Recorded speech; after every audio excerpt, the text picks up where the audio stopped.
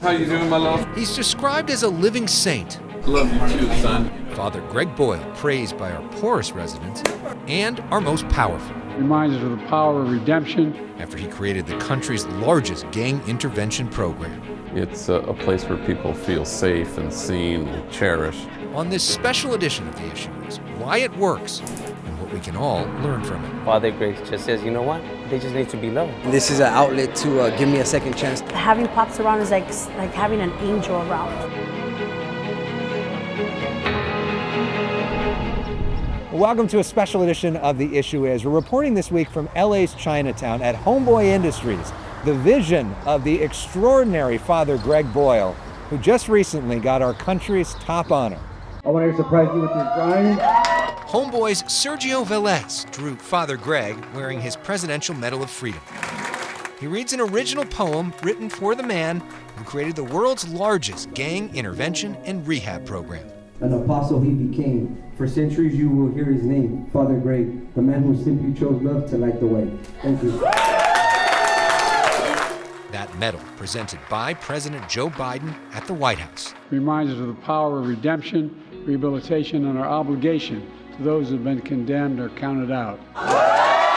They were viewing it here, live streaming, and they would film them watching me get this. And they all said the same thing, like, it felt like we were receiving this medal. It felt like the president was putting this medal around our necks, you know. And so I thought, good, that's as it should be. To the left side, they make their legal appointments. Uvaldo Cervantes loved watching Father Greg's ceremony. That was so freaking awesome. I'm sorry, yeah, but it was so awesome. Uvaldo says he found a home at Homeboy and is now a case manager. Okay, and we're here for you. Thank you, I appreciate it. All right? Yes.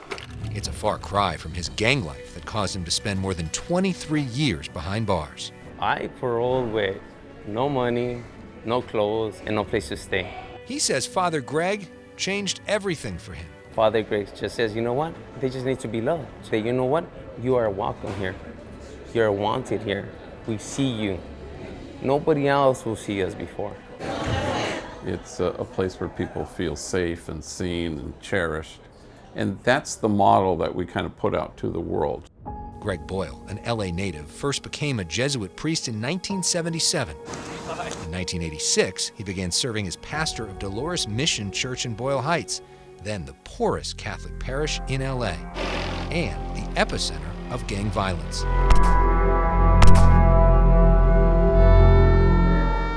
I buried my first person killed because of gang violence in '88. And then it was just morning, noon, and night, shootings all the time. And at one point I was burying 8 kids in a 3-week period. He challenged the kids to get educated. And I said, you know, if I found a school that would take you, would you go? And they all said yes, every single one. And then I couldn't find a school that would take them, so that kind of forced my hand. So we started a school up in what was the convent. Then, when no one would give them jobs, he did. First jobs, baking bread in what would become Homeboy Bakery. It was an exit ramp, you know, off of this violent freeway. And so then it galvanized the imagination of gang members. They went, oh wait, you know, maybe we can leave. Did you have sort of an aha moment where you realized this is my mission in life, to do this work? Yeah, probably. You know, at some point I said, you know, it's a vocation within a vocation within a vocation, you know. Mm-hmm. So I'm a Jesuit, you know, I'm a priest 40 years. I wanted to work with the poor. Here's a subset of the poor gang members. Mm-hmm. Of course, in those days, they were the most demonized. Stay out of trouble. That work profiled at the time by Mike Wallace for 60 Minutes. He believes that providing jobs and education and unconditional love. Father Greg calls them his homies. Homies just wanted a job. I think we were job-centered to begin, but by year 15, we became healing-centric. Mm-hmm. And so that was kind of a key thing. That's when we said, no, you know, an educated gang member may or may not go back to prison, and a employed one may or may not. But then we thought, you know, A healed gang member will not ever reoffend, period. So that's when we kind of shifted probably 20 years ago. What is a healed gang member? How do you define that? I think somebody who's flourishing, somebody who's knows the truth of who they are, and they're able to live from that truth and to let love live through them and be resilient and sturdy in the world. They're not going to unravel. And that's kind of an essential piece. Good morning, family. Good morning. Good morning. Homeboy's healed employees now produce merchandise, Father G. Heart. books, pastries, cakes, bread, bagels, and many food options. Made with a lot of love and a lot of razzle dazzle. Some sold on Homeboy's website, and some cooked fresh to order in restaurants like Homegirl Cafe, where the staff t-shirts read, quote, "The coffee is hot, the pastries are fresh, and the food is bomb." These various businesses, including the Homegirl Cafe, generate $13 million a year in revenue, which allow them to help 10,000 people a year that come through these doors. Good morning, family. One of them is Sergio Velez. I just want to say thank you for everything. He's the homie who surprised Father Greg with his drawing. What does it mean to you to be able to give him this picture today? It's real emotional. I don't know, I might cry, so it's a lot of emotions. Sergio spent 15 and a half years behind bars, but finally decided to clean up his life after working at Homeboy. This is an outlet to give me a second chance to better my life and provide for myself and my family. Okay, are you ready, sir? Yes, sir. All right, here we go. He's utilizing Homeboy's popular free tattoo removal service. They can see 80 patients a day. Just to try to look normal and not be all covered up and have people quick to judge you, Sergio says his relationships at home are improving, and he recently landed his first acting role. He credits Father Greg. What have you learned from Father Greg? Humility, empathy, compassion, and just simply to love others as you want to be loved. It is remarkable to feel the love in this building. Oh, it is great. Everywhere you walk with Father Greg in this building, he's hugged. My love. People constantly telling him, "I love you." Love you too, son. How do you define love? Well, for us, love here is tenderness, so if it just stays love, it's kind of in the ether or in the air or in your head, occasionally wandering into your heart. But if it's tender, it's connective tissue. It's tenderness, and the cherishing of another is really, is love with its sleeves rolled up, and it's engaged, fully engaged. And so there's nothing squishy about it, and it insists exquisitely mutual. It's not me loving on you. Mm-hmm. It's real love, it's real tenderness, it's real cherishing, it's delighting in the person in front of you and valuing everything that this person is. When somebody comes here and comes to you and they have been imprisoned, they have probably not had a whole lot of great role models in their lives, they feel broken to a degree, what do you do first? How do you lift them up? And what do you think so much of society gets wrong about people in those scenarios? Well, again, I think it's never about morality or values or modeling even, It's if people feel cherished and seen, then watch what happens. You don't have to teach them character. You don't have to build, their value system. They're gonna know how to value other people because you've valued them. Mm-hmm. So it's never like a teaching moment, but it's really more about a moment where people can inhabit the truth of who they are and then take it from there. So good morning, everybody.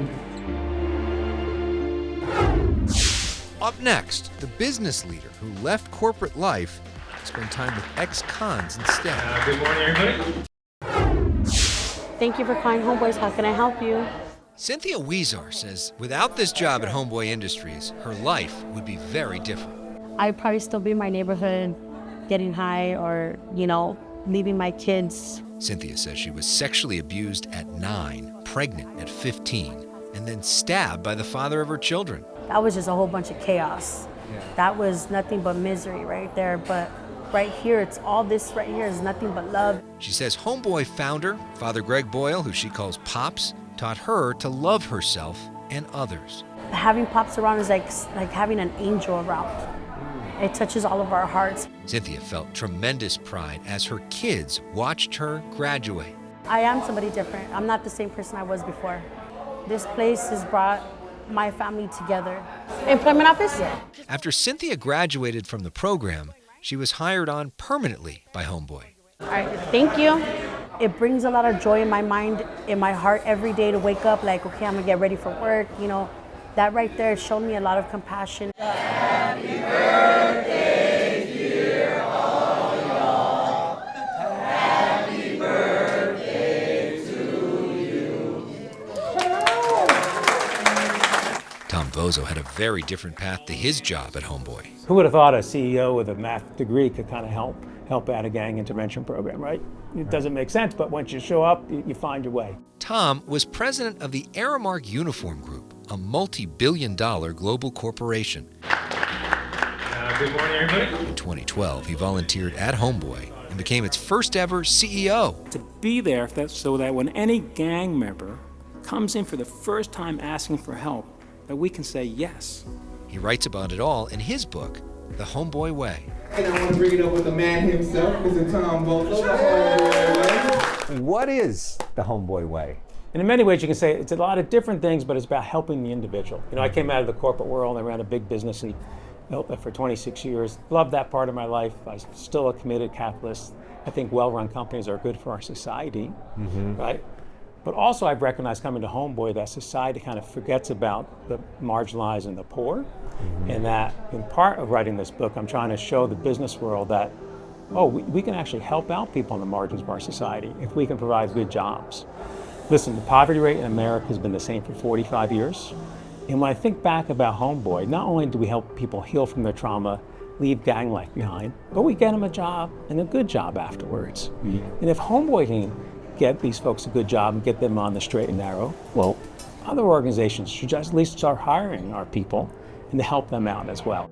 You know, in business, you hung out with a lot of rich people, right? Sure. And country club and that sort of life. Yeah. When you go back to that world after spending a day here, what do you teach your friends in that world about what you learned here? Yeah, well, first of all, I teach not to be preachy. I've learned not to be preachy about it, right? Because at Homeboy, it's about being humble and being in service to somebody else, right? And so most folks want to do the right thing to help out their neighbor, help out the disenfranchised person. They just don't know how to get there and help, right? They're too stuck in their silos and their bubbles along the way. What Greg tries to teach us, and we read in his books, is that we should move ourselves to be on the margins with people on the margins of our society, and to be in a relationship with them, not to be judging them, not to be telling them what they need to do. And so when my friends do ask me about it, I try to talk about the beauty that I've learned and the grace I've received by just being in relationship with these folks, former gang members, former felons who in my prior life I would never even think about. But they are the most authentic people and generous people I know. And just to be in relationship with them is pretty special. And so most people want to help out other folks, they just don't know how to make it happen. How has Father Greg Boyle changed you? Oh, boy, many, many ways, but I can kind of distill it down to this. Coming to Homeboy and seeing Father Greg and seeing the homies around, I now, as Greg says, God is too busy loving us to be judging us. And that's now so deep in my fiber. I get it, and I feel blessed for that. And that's the biggest thing. Vozzo's main message, it's never too late to serve. It's been the honor of my life to be a Homeboy. I ask anybody who's listening, take that chance, go volunteer at a nonprofit, show up and be in relationship and community with people, and you'll find your way to put your skills to work. When we come back, Father Greg on what so many politicians get so wrong. I never thought I was ever going to be free, but he showed me what freedom really is, and I love it. I love it just as much as I love Homeboys. I've heard so so much about this place. When the First Lady of the United States, Dr. Jill Biden, visited Los Angeles, she checked out Homeboy Industries, led by Father Greg Boyle. Boyle's program to turn convicts into productive citizens has drawn the attention of multiple presidents and popes. This year, the LA City Council declaring G-Day in LA in his honor. Oh, say, can you see? California Democrats asking Boyle to bless their convention. Help us always to be in the world who you are, compassionate, loving, and kind. In short, Homeboy has hosted a lot of politicians over the years, and Boyle considers himself a bit of a political junkie. How do you process what's happening in the world of politics in the context of what you do here every day? Well, no treatment plan has ever been conceived that was born of a bad diagnosis. So I think all the time in politics, you're always witnessing a bad diagnosis. And I learned that from the gang violence issue. You know, if you think just say no to gangs or get tough on gangs, or anybody who wants to be tough on crime is somebody who's not serious about actually reducing it. So it takes you a while to start to see, oh no, gang violence is about something else. What's the something else? And so you want to be able to get underneath it and, as the homies here say, find the thorn underneath. And then you go, oh, that's why. You know, so the violence is a language. What language is it speaking? Oh, it's about despair. It's about, you know, a lethal absence of hope. It's about trauma. It's about damage. It's about wound. So, but the problem is that people go, hey, I know what we can do. We can punish wound. And then Homeboy says, well, what if we healed wound? Wouldn't that be better? You know, so that's kind of how it works. I mean, you've met with pretty much everybody. Do you share that with them? Some Oh, of these yeah, political sure. leaders? Sure. Do you think they hear you? Who knows? What are some of the key changes you wish that would be implemented in terms of our politics, in terms of our policy towards the poor? You know, if we believe that everybody's unshakably good and we belong to each other, imagine what would happen, you know, to every vexing, complex social dilemma, from crime to violence to homelessness to the mental health issues. They would all dissipate under the weight of embracing those two concepts.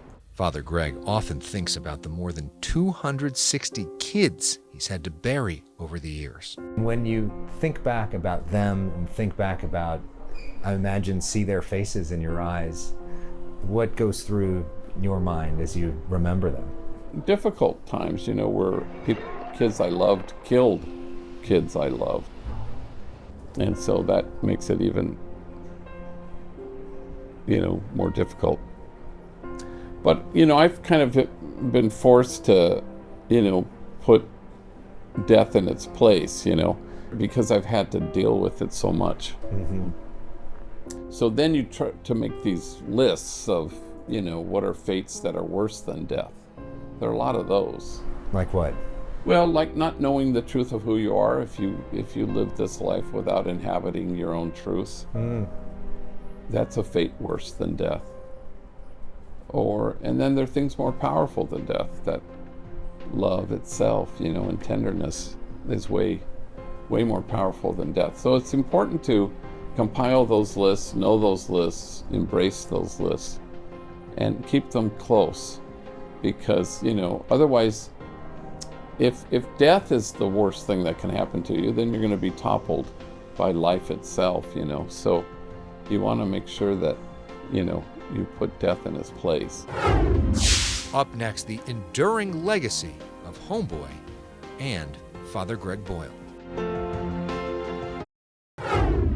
This is for my family. It's graduation day at Homeboy Industries. I want to thank everybody. A moment many of these 90 high school and college grads never thought possible. I've never had a high school diploma. After battling addiction in a troubled home, Veronica Barajas is finally graduating at 50 years old thanks to Homeboy's industry education program. They gave me all the support and opening doors for us. I'm a business owner now. I did this for my husband and my children. Ernesto Cordero. Homeboy founder, Father Greg Boyle, on hand to read every name. Tommy Martinez. This program just a part of Boyle's legacy at Homeboy, giving a second chance to the previously incarcerated and gang-affiliated and their young families. In 4 decades, Boyle has helped thousands turn their lives around, including Uvaldo Cervantes, now gainfully employed after decades behind bars. What do you think is Father Greg's legacy? Us. The change. Everybody changes right here. Yeah, we came in one way, but we live the rest of our life another way in helping others. Tom Vozzo is CEO here after most of his life in corporate America. What do you think is Father Greg Boyle's legacy? Well, listen, I think he's a living saint.